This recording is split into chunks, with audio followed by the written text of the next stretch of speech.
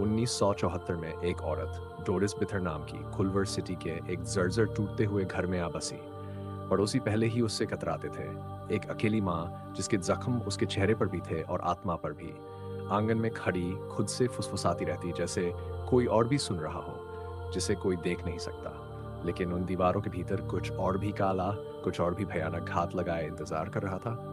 सबसे पहले उसके बच्चों ने सुना खाली गलियारों में कदमों की आहट, फिर अचानक चीजें हवा में उड़ने लगीं, कुर्सियां दीवारों से टकराकर धड़ाम धड़ाम गिरने लगीं और डोरिस बदलने लगी। रातों रात उसके जिस्म पर नीले काले जख्म उभर आते जैसे किसी ने बेरहमी से मारा हो।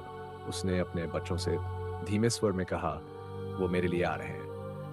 तफ्तीश करने वाले आए, शक में डूबे हुए, हाथों में कैमरे लिए। लेकिन जैसे ही वो अंदर कदम रखे, हवा अचानक बोझिल हो गई। परछाइयों में कोई अजीब आकृति क्षण भर के लिए झिलमिलाई और फिर घर की हर रोशनी दम तोड़ गई। एक गवाह ने कसम खाई कि उसने अपनी आंखों से देखा डोरिस बिस्तर से ऊपर उठ रही थी, जैसे अदृश्य हाथ उसे अंधेरे की गहराइयों में घसीट रहे हो। डोरिस उस घर से भाग गई। कई साल बाद उसे दूसरी शहर में मृत पाया गया। लेकिन एक बात है जिसका जवाब आज तक कोई नहीं दे पाया। उसके बच्चे कहते हैं जहां भी वो जाते हैं, परछाइयां उनके साथ चली आती हैं और रात होते ही उन्हें अब भी सुनाई देता है अपनी माँ का वो डरावना चीखना। अतीत कभी सच में मरता नहीं, वो बस सीख जाता है पीछा करना।